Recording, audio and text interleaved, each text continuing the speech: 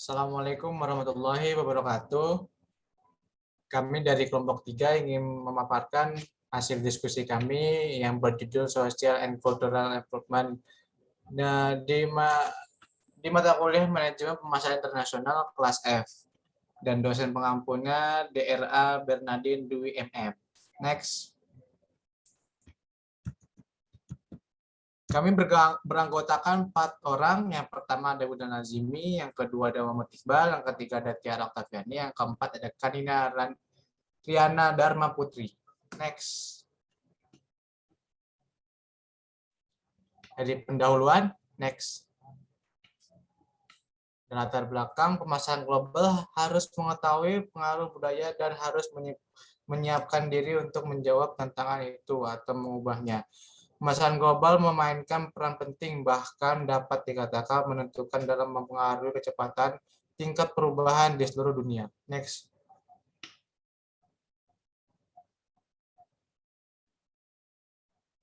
Dari rumusan masalah ada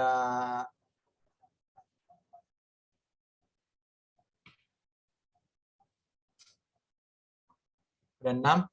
Yang pertama, bagaimana masyarakat budaya dan budaya konsumen global. Yang kedua, bagaimana budaya konteks tinggi dan rendah. Yang ketiga, bagaimana tipologi budaya ekspor.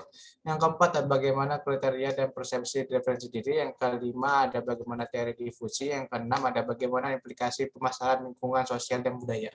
Next. Selanjutnya ada tujuan. Yang pertama, agar mengetahui bagaimana masyarakat budaya dan budaya konsumen global. Yang kedua adalah mengetahui bagaimana budaya konteks tinggi dan rendah. Yang ketiga ada mengetahui bagaimana tipologi budaya left. Yang keempat ada mengetahui bagaimana kriteria dan persepsi referensi diri. Yang kelima ada mengetahui bagaimana teori difusi. Yang keenam ada mengetahui bagaimana implikasi pemasaran lingkungan sosial dan budaya. Next. Selanjutnya ada tinjauan pusaka. Sosial, kultur, dan budaya konsumen. Budaya konsumen adalah sistem sosial di mana konsumsi didominasi oleh konsumsi produk komersial. Dalam budaya konsumen, transmisi menilai budaya, norma-norma, dan cara-cara adat dalam melakukan suatu antar generasi sebagian besar dilakukan melalui pelaksanaan pemilihan pribadi.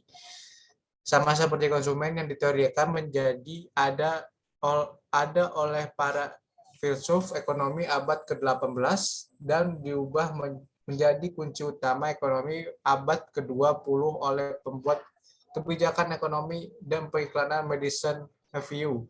Demikian pula, konsumen terus diciptakan kembali di panggung global, bahkan ketika pemasaran internasional memanfaatkan perbedaan dan budaya. Itu juga menuntut agar perbedaan budaya dapat dikelola dalam membentuk dan genre yang dapat direproduksi secara global, yang dikemukakan oleh Arnold and Eric tahun 2010.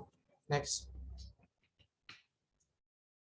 High and low culture, konteks and kultur. Komunikasi atau pesan konteks tinggi. High komunikasi adalah komunikasi di mana sebagian besar informasi sudah ada dalam diri orang tersebut. Sementara sangat sedikit dalam bagian pesan yang dikodekan, eksplisit, dan ditransmisikan, yang dikemukakan oleh T. Hall Edward tahun 1976. Edward Kultural Antropologi. Teori dimensi budaya adalah kerangka kerja untuk komunikasi lintas budaya yang dikembangkan oleh Harvard untuk menunjukkan efek budaya masyarakat pada nilai-nilai anggotanya dan bagaimana nilai-nilai ini berhubungan dengan perilaku menggunakan struktur yang berasal dari analisis faktor yang dikemukakan oleh Hofstede G. tahun 2003. Next.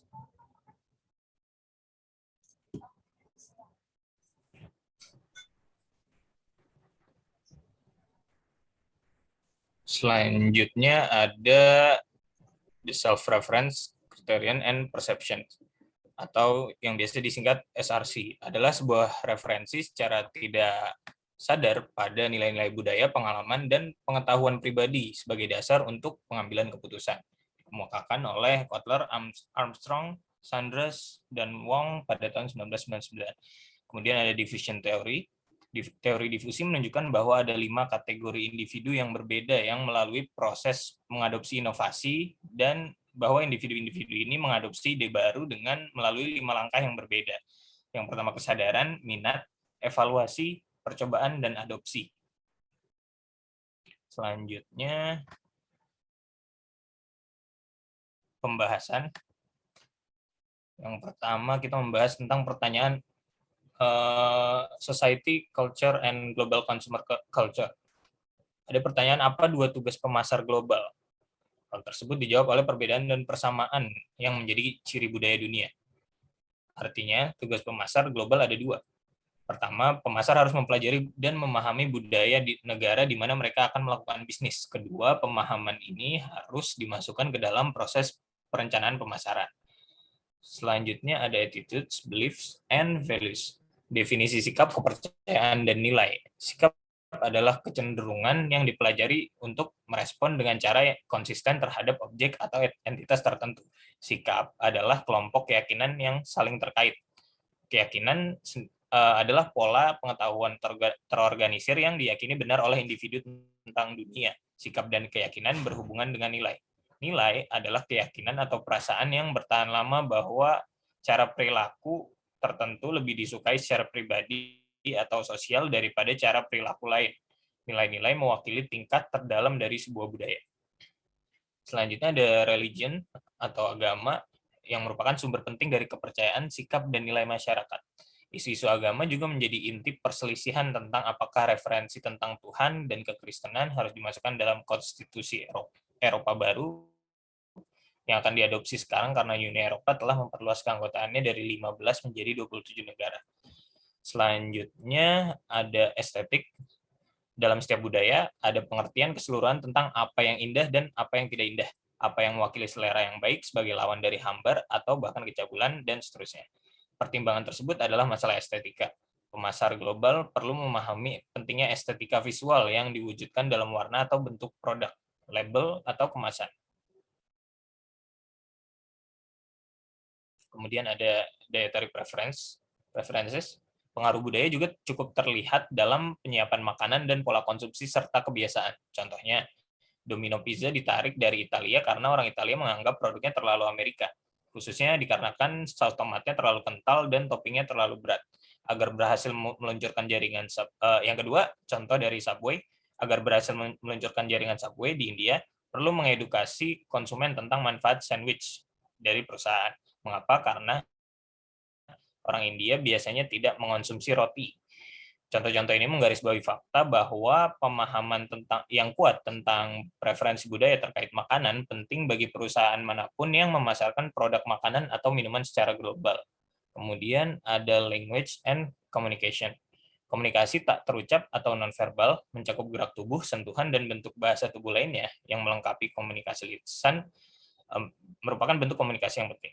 Aspek bahasa lisan dan tidak terucapkan termasuk dalam bidang linguistik yang lebih luas, yaitu semiotika, dan ada studi tentang tanda dan makna-maknanya. Dalam pemasaran global, bahasa adalah alat yang penting untuk berkomunikasi dengan pelanggan, perantara saluran, dan lain sebagainya. Kesalahan dalam nama produk dan iklan itu fatal atau mahal bagi perusahaan. Kemudian dampak pemasaran pada budaya. Aspek universal dari lingkungan budaya merupakan peluang bagi pemasar global untuk membakukan program pemasaran. Pemasar global yang cerdik seringkali menemukan bahwa banyak keragaman budaya yang tampak di dunia ternyata merupakan cara yang berbeda untuk mencapai hal yang sama.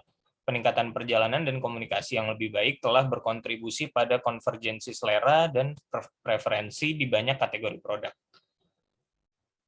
Selanjutnya akan diteruskan oleh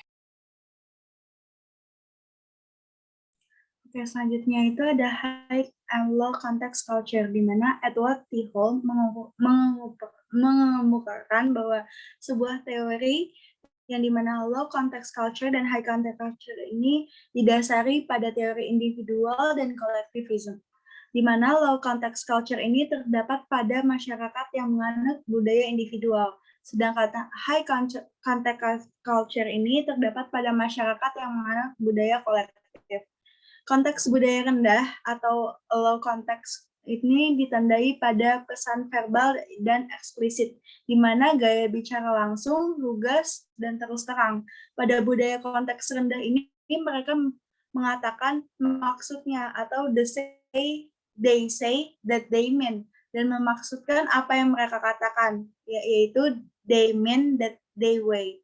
Lalu teori ini juga mengkategorikan masyarakat melalui banyaknya simbol-simbol atau makna-makna yang tersembunyi dalam setiap interaksinya.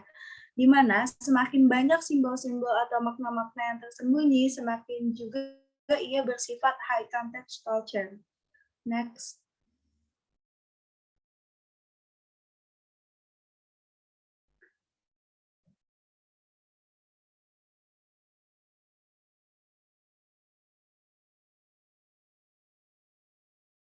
High context culture dan low context culture ini perbedaannya. Untuk high context culture ini mereka informasinya itu berada pada konteks. Lalu yang kedua itu kurang menekankan pada dokumen hukum.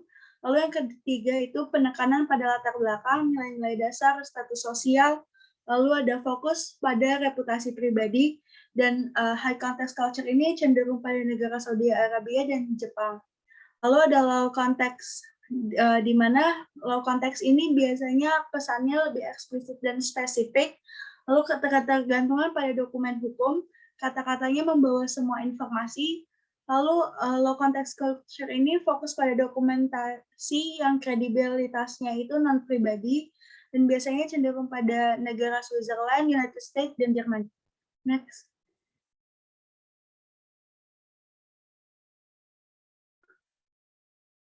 Lalu ada Hofstede Culture Typology, di mana Hofstede ini mengategorikan lapisan budaya untuk melaporkan kebiasaan orang sesuai dengan lingkungannya. Yang pertama itu ada tingkat nasional, di mana berdasarkan suatu negara.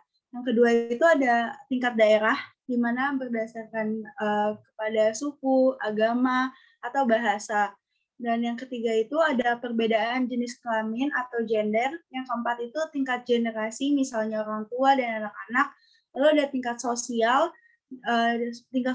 pendidikan, pekerjaan atau profesi. Lalu yang keenam itu tingkat organisasi atau perusahaan. Next. Lalu terdapat 5 aspek yang dapat mempengaruhi mengenai pemikiran terhadap suatu organisasi. Yang pertama itu power distance, di mana power distance ini suatu tingkatan kepercayaan atau penerimaan dari suatu power yang tidak seimbang di antara orang. Nah, budaya ini di mana beberapa orang dianggap lebih superior dibandingkan dengan orang lain karena status sosial, gender, ras, umur, pendidikan, kelahiran, pencapaian, latar belakang, fokus lainnya yang merupakan bentuk dari power distance yang tinggi. Lalu ada individualism atau collectivism, di mana individualism dan collectivism ini dapat melakukan penilaian terhadap suatu budaya agar dapat cepat beradaptasi pada suatu budaya baru. Dan masyarakat individualisme ini mereka lebih mementingkan terhadap dirinya atau keluarga dekatnya dan tidak mempedulikan orang-orang yang berada di luar kelompoknya. Lalu ada masculinity atau femininity, di mana hal itu berkaitan dengan nilai perbedaan gender yang ada dalam masyarakat. Di mana masculinity ini merupakan pola pikir masyarakat yang membedakan secara tegas peran gender, di mana kaum pria lebih bersifat asertif, kompetitif, serta tegas. Lalu femininity ini memiliki nilai-nilai masyarakat yang sangat dominan, yakni mereka itu lebih peduli dan menjaga hubungan dengan orang lain. Manusia juga jauh lebih penting daripada harta benda. Lalu demikian juga hubungan baik antara manusia. Lalu dari pengertian masculinity dan femininity ini, laki-laki maupun perempuan memiliki peran yang sama. Next.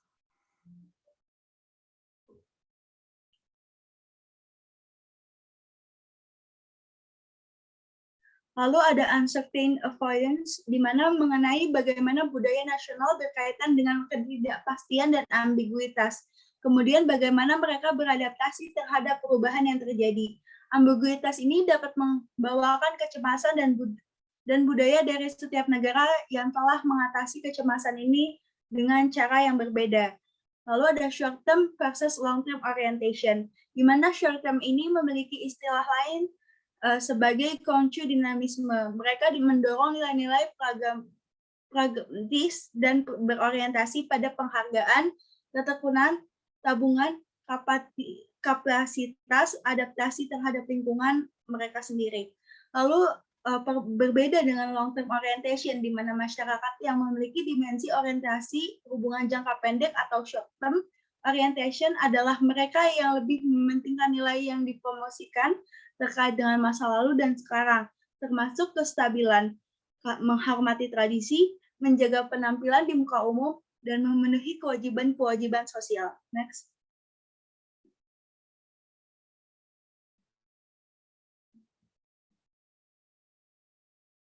Lalu ada the self-reference creation and preparation, atau disingkat dengan SRC, di mana referensi yang tidak didasari terhadap kemampuan seseorang untuk menilai pasar luar negeri dengan cara sebenarnya.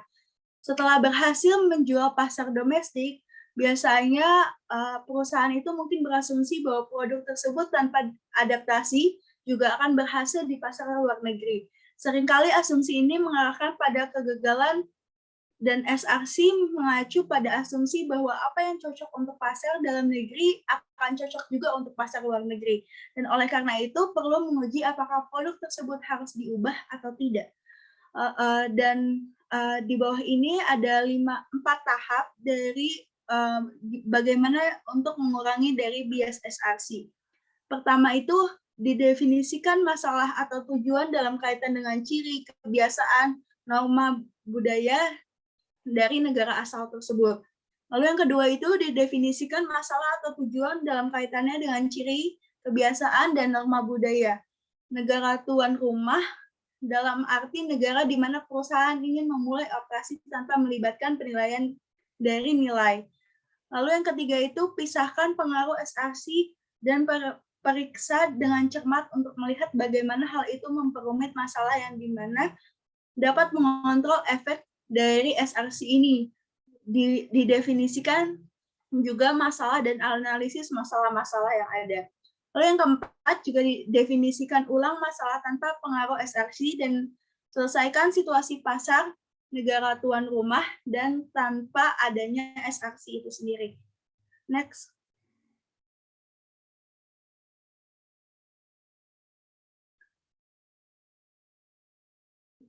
Dan selanjutnya ada diffusion theory, di mana diffusion theory ini proses di mana sebuah inovasi dikomunikasikan melalui saluran tertentu melalui waktu di antara para anggota suatu sistem sosial. Lebih lanjut dijelaskan bahwa divisi ini merupakan salah satu bentuk komunikasi yang khusus dengan menyebarkan pesan berupa ide-ide baru. Lalu ada 5 elemen yang dari diffusion teori ini. Yang pertama itu ada relative advantage, di mana kita harus sejauh mana suatu inovasi dianggap lebih baik dari pilihan yang ada, dan biasanya diukur dari segi ekonomi, prestasi sosial, kenyamanan, dan kepuasan. Yang kedua itu ada compatibility, di mana sejauh mana suatu inovasi dianggap konsisten dengan nilai-nilai, pengalaman, dan kebutuhan yang ada. Lalu yang ketiga itu ada complexity, di mana tingkat kerumitan dari suatu inovasi untuk diadopsi, seberapa sulit memahami dan menggunakan inovasi. Sebuah inovasi yang dirancang rumit meningkatkan tingkat kesulitan dalam memahami manfaat inovasi. Dan yang keempat itu ada triability, di mana tingkat apakah suatu inovasi dapat dicoba terlebih dahulu atau harus terikat untuk menggunakannya. Dan semakin besar triability ini, suatu inovasi semakin cepat juga beradaptasi dalam inovasi. Lalu yang terakhir ada observability, di mana tingkat yang menunjukkan bahwa hasil dapat dilihat oleh orang lain. Semakin mudah seseorang melihat suatu inovasi dan semakin kemungkinan inovasi diadopsi oleh orang atau sekelompok orang. Next.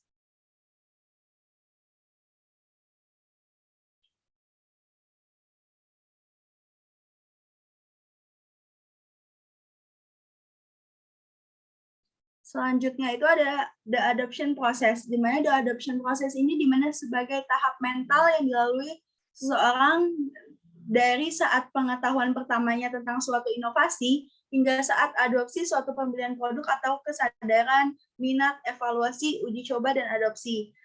Kesadaran konsumen pertama menjadi pengetahuan tentang produk baru baik secara positif atau melalui pencarian aktif. Yang kedua itu ada minat, di mana konsumen berusaha untuk memperoleh lebih banyak rincian suatu produk baru.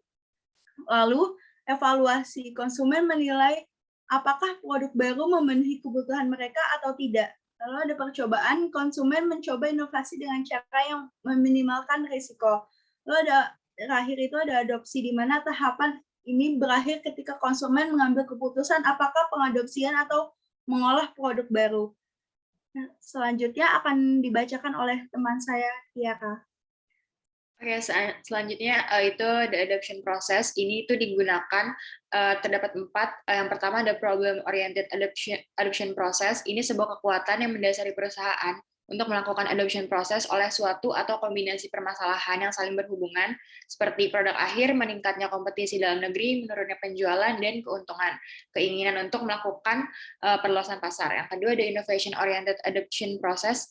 Ini didasari salah satunya oleh pengetahuan tentang adanya kesempatan pasar untuk produk dan merek dalam negeri. Yang ketiga ada rational adoption process. Ini dalam mengambil keputusan adoption process menggunakan berbagai jenis dan sumber informasi, menggunakan dan menilai perencanaan dan pertimbangan. Yang terakhir ada non-rational adoption process. Ini dalam mengambil keputusan adoption process menggunakan sedikit kewenangan dan sumber informasi. Kemudian ada karakteristik of innovation, ini ada 5. Yang pertama ada relative advantage. Audiens potensial perlu melihat bagaimana inovasi Anda meningkat dari produk generasi sebelumnya sesuai dengan situasi mereka saat ini. Yang kedua ada compatibility, mengacu pada keharmonisan hubungan yang dimiliki inovasi dengan individu potensial saat mereka menyerapnya secara mental ke dalam kehidupan mereka. Yang ketiga ada complexity versus simplicity, how difficult for an adopter to learn and use your innovation.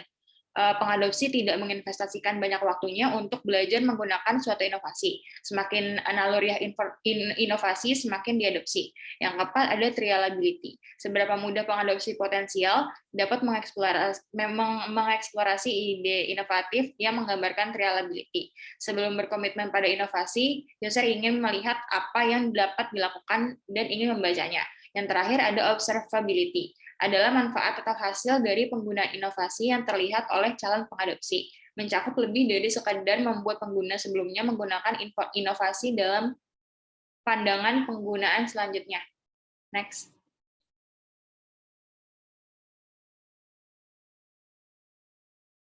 Kemudian ada adopter kategoris, ini ada 5. Yang pertama ada inovator, sebanyak 2,5%. Jadi ini itu orang pertama yang mencoba suatu produk. Mereka suka mengambil resiko dan menyambut peluang menuju pengalaman dan teknologi baru.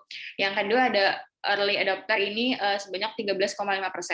Ini pengadopsi awal dipandang sebagai visioner dan pemimpin opini dalam kategori mereka. Memiliki status dan pengaruh sosial tingkat tinggi yang memungkinkan mereka membentuk cara orang lain memandang produk. Yang ketiga ada early majority. Ini senilai 34%. Saat produk mendapatkan momentum, kelompok mengadopsi berikutnya adalah mayoritas awal. Seringkali mayoritas awal mengadopsi produk jauh lebih lambat daripada rekan-rekan mereka sebelumnya. Kemudian ada late majority, ini 34% juga. Ini jadi pengadopsi mayoritas terlambat biasanya mencoba produk jauh setelah pembelian rata-rata. Memiliki sejumlah besar skeptisme terhadap inovasi, sangat menghindari risiko, dan lebih suka membeli komoditas yang sudah terbukti. Yang terakhir ada laggards, ini 16%. Biasanya sangat puas dengan apa yang mereka miliki dan hanya akan menambahkan produk jika mereka benar-benar butuh. Cenderung memiliki keinginan yang besar terhadap kemajuan teknologi dan seringkali sudah lanjut usia. Next.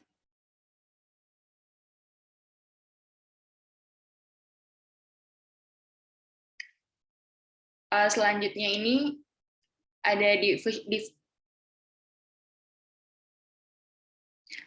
diffusion of innovation in Pacific Rim countries. Dengan munculnya ekonomi berbasis pengetahuan, negara-negara telah menerima perhatian yang semakin besar dan penelitian difusi teknologi mengenai persaingan internasional yang inovatif. Temuan empiris oleh Huang, Hung Chun Sin Shin Yu Ke Sung Han tahun 2018 dirangkum di bawah ini. Karya ini mengadopsi perspektif model difusi jaringan untuk mengeksplorasi pengaruh eksogen pada perubahan teknologi nasional. Terdapat 3. Yang pertama itu implikasi perubahan kuantitas. Penelitian ini menemukan bahwa sumber utama jaringan difusi teknologi adalah Jepang, Korea, dan Taiwan. Yang kedua ini implikasi dari perubahan kualitas. Ini di Jepang, Taiwan, Korea, Australia, Singapura, dan India menunjukkan pergantian struktural. Yang ketiga ada implikasi dari perubahan keterikatan teknologi. Sebagian besar negara struktural alternatif Jepang, Taiwan, Korea, dan Australia menyediakan teknologi yang diperbarui atau ditata ulang untuk ASEAN atau Asia Selatan. Next.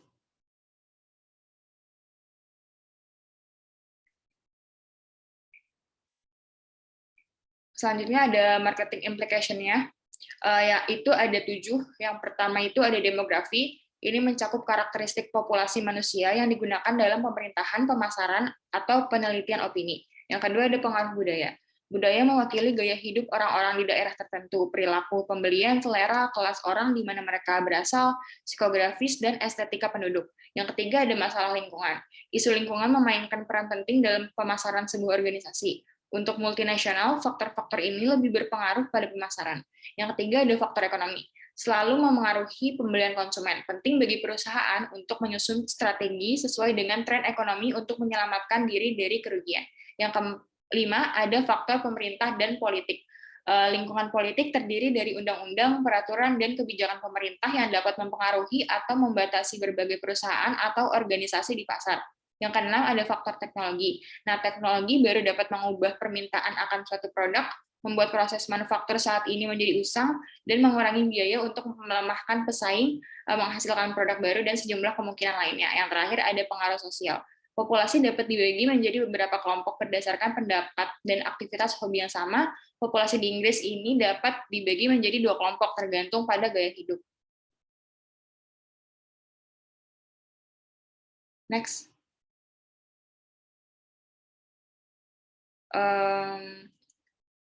Untuk penutup ditutup oleh Kanina Riana. Selanjutnya penutup. Next. Akhir kata, lingkungan sosial budaya terdiri dari institusi dan kekuatan lain yang mempengaruhi nilai-nilai dasar, persepsi, preferensi, dan perilaku masyarakat. Kekuatan sosial budaya biasanya mempengaruhi kesejahteraan perusahaan bisnis dalam jangka panjang dengan masyarakat yang berubah tuntutan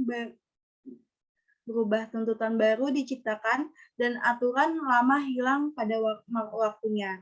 Dengan demikian, perlu dilakukan penyesuaian dalam rencana pemasaran untuk memenuhi kebutuhan atau keinginan pasar sasaran. Next.